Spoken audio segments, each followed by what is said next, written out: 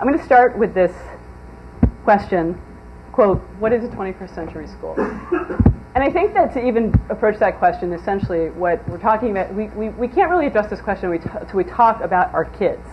So looking at this from a student-centered perspective, what is it that we need to do to prepare our kids for learning going forward? And you know, I know a lot of you probably hear this a lot, but as you know, the skill sets that are being required of kids, and all of us, actually, every one of us every day, are changing rapidly. And so what does it mean to prepare kids for a world that you have no idea what it's going to look like in 10 years? What matters? What are the things that they have to be able to do and know when you really actually may not know what they're going to have to do and know in 10, 15 years? But also I'd like to kind of talk about this idea of what are 21st century skills, which is, to us, we think that 21st century skills it's not a new idea, but it is a new idea. You know, there's some important things that are changing, and I think that it's an old idea. It's a progressive idea of education, that it's more important sort of how you teach kids to think and what they think about when they're learning their content than the buckets of information that fill in their head that they then export onto a bubble test. Like that ultimately we're in this to teach kids the skills they need to be successful in their future. And you know, and the date of X is ultimately not going to prepare them for school. This is an old argument that we've been having in education for a really long time. So why is it resurfacing again? And why is it suddenly called 21st century skills? And why is the Department of Education creating a whole set of schools called the 21st century skills? Like, what are you guys doing if they're doing 21st century schools? You're running schools in the 21st century, right? So why aren't you 21st century schools? What is going on? So at TMI, because we struggle with this and we drive people crazy, because we obviously don't have kids in our office all day like you do, so we can have these conversations. We've stopped using the word 21st century skills, and we just talk about them as higher order 21st century skills. So we felt like we needed to make that clear, because otherwise we think these things get confused with technology. And once you sort of do that, then you can start to, you can lay out, this probably should look familiar to you. These are largely from some of the ISTE standards. And then we've added a few around productivity. And so I think that this is the part that's really not new. But then again, there is something that's new. And I think that there are sort of two areas that we're looking at where the technology is impacting the skill sets that kids need. Okay, so one is that the tools are, when we look at critical thinking and what kids have to be able to know and do, your grandfather's critical thinking and synthesis is not your granddaughter's. It's changing. It's getting even more complex. If you thought it was hard to teach kids to put two ideas together, now they have to put together 40. Okay, so the bar is raising, but the tools actually make this easier. I mean, they're not easier per se, but they make it possible, but they still require people to be thinking in increasingly complex ways. So that's one thing that's going on. The second trend that is pretty significant, and just take a minute to read this quote.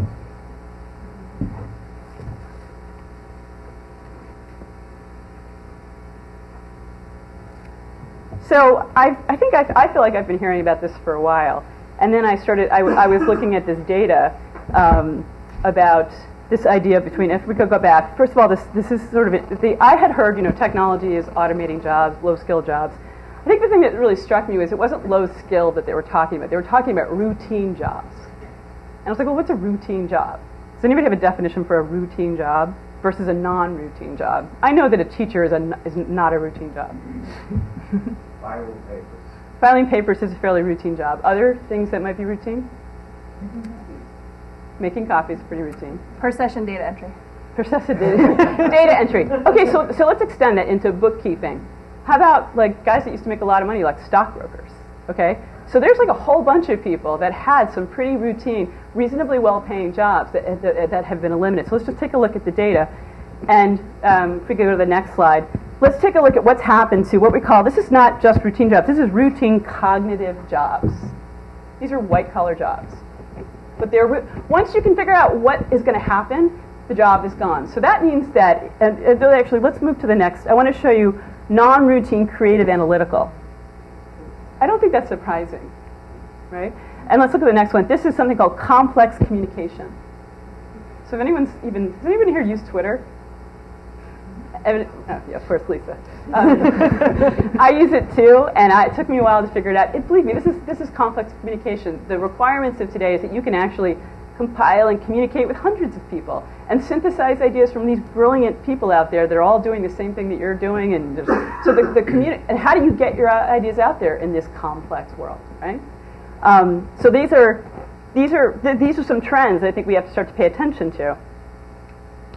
But I think the thing that's important is coming back to the question of what is the purpose of school, is if you are preparing kids, and we have an assessment system, which I am fully actually supportive of the concept of accountability. I think it's really critical, and I've seen it do fantastic things in schools. However, if you have an assessment system which is assessing routine answers and routine questions, or these are the 5 steps to get to this answer, or really, this might seem like a concept, but it's just learning the vocabulary word industrialism. Let's be honest, we're not really going deep on the topic. If that's your assessment system, then and you're teaching to that and only that, you are preparing kids for jobs that are obsolete, or will be obsolete in 20 years. It will not exist. So that is why a 21st century school has to rethink what it's doing and what its goals are. But we have to do it within the current framework we're in, which is an accountability system that I'm not going to stand up here and say I'm against it. I actually think it's critically important, because what this data does for us is it tells us, hey, when we set a goal, can we achieve it? Do we have the capacity in this organization to set goals and make them happen, okay? Even at a lower level. Because if you can't do that, then chances are you probably are going to really struggle with this other higher complex set of things that we can't measure very well yet.